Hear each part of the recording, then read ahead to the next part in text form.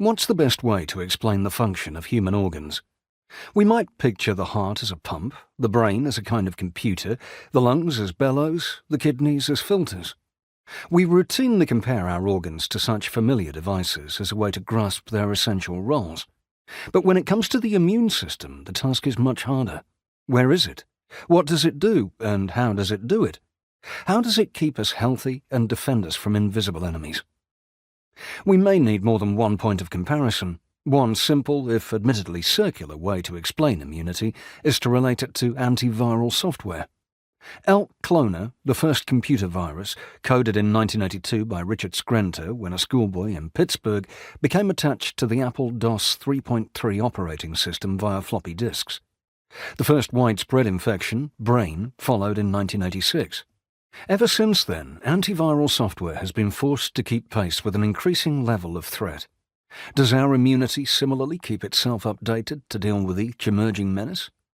What about surveillance cameras? There are over 1 billion in the world, 1 for every 10 of us in the UK. On any particular day, our movements can be tracked multiple times as prying eyes watch for illegal actions. Might this correspond to the way our immune system spots deviant behaviour and discovers that we're being infected with a dangerous germ? Ever since the first human threw a stone to ward off some threat, we have had recourse to the use of weapons.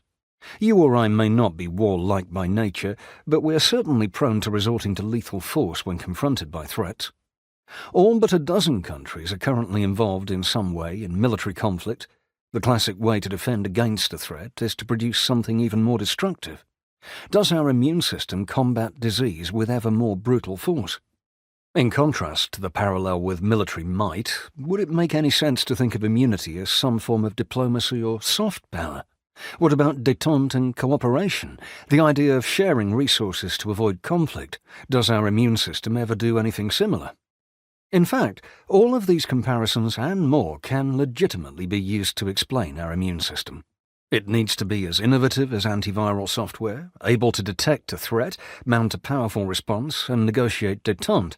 A demanding brief, yet curiously, to us, its beneficiaries, the immune system is all but invisible and seems routine. Our defense functions without us giving it a second thought, without our understanding of how the system works and adapts.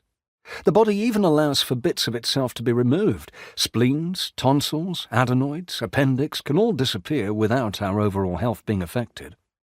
Immunity is unobtrusive yet extensive, nowhere and everywhere, redundant yet essential, powerful yet remote.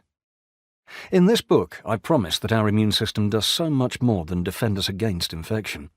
Its vast array of cells, proteins and chemicals infiltrate every area of the body where it is involved in inflammation, healing, repair and maintenance, even in wiring our brains.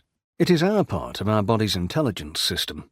It knows when and where there is a problem, a disease or an injury, to which it coordinates a rapid response. Our immunity is critically important to life. Many of us die when we age only because our immune system fails and we are carried off by an infection.